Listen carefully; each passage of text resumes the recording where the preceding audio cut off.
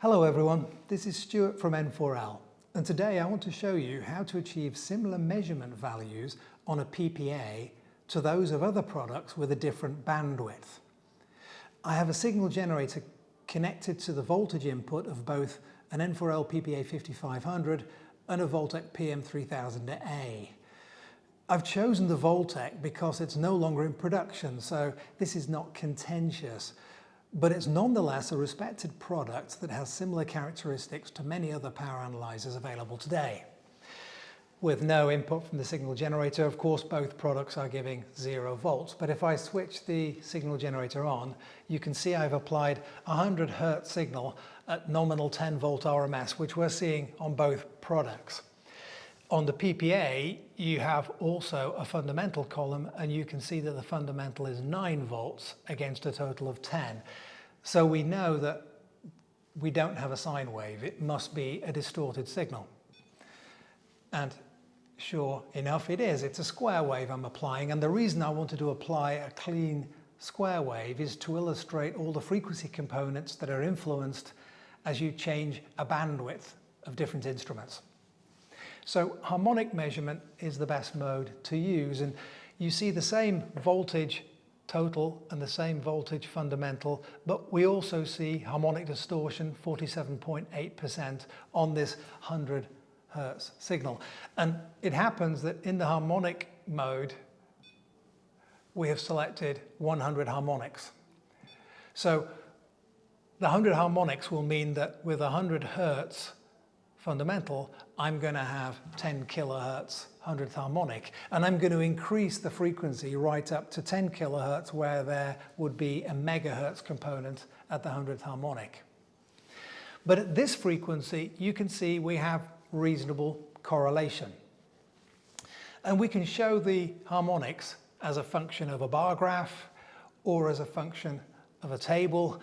And we can see that the harmonics are as we would expect for a square wave. So the third harmonic is 33% of the fundamental. The fifth harmonic is 20% of the fundamental. The seventh harmonic is 14.29% of the fundamental. And these values are all a reciprocal of the respective harmonic. So it's a good square wave.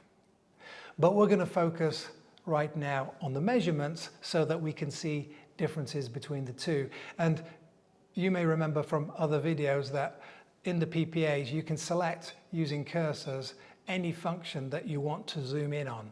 I'm going to use the ones that are pre-selected here, and I'm going to zoom in so that we can see the numbers easily. So total voltage, fundamental, distortion, and the frequency. Now if I increase the frequency to 1 kilohertz, and then I re-trigger the PPA, because the PPA will be measuring as the frequencies change. So I want to focus on the latest frequency. And we have still nominal 10 volts, total nominal 9, fundamental. But you see that the Voltec has gone down to 9.88 from 9.98. And if I take the frequency further and I go to 10 kilohertz, there we are. I have 10, triggered the PPA, so I look at all the harmonics at the same time, and we still have nominal 10 or 9.968 and 8.9 for the fundamental. So they're still quite close to expected values, even though these are now at 10 kilohertz and all of the harmonics now up to a megahertz. But on the Voltec, we've gone down to 9.124, and that's because the bandwidth is not as flat as the bandwidth of a PPA. So what do? We go into the coupling menu. We can leave AC-DC coupling, leave full bandwidth to 2 megahertz, but I can switch on what we call noise filter. And the noise filter is how it's described. It takes out frequency components that we don't want, or they may be called noise. But if I switch that on, we have a default 40 kilohertz. And if I go back to the main screen, you can see that the voltage has now gone to 9.14.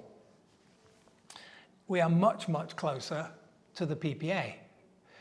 And I can control this even further. I can go and say, well, I don't want 40 kilohertz, I want 39 kilohertz, for example. And when I have 39 kilohertz, then I'll bring the voltage down even more. So you can see that we can easily set the PPA to have a similar bandwidth as another product.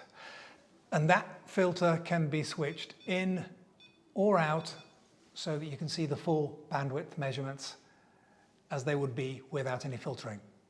I hope that's helpful. Thanks for listening. Bye for now.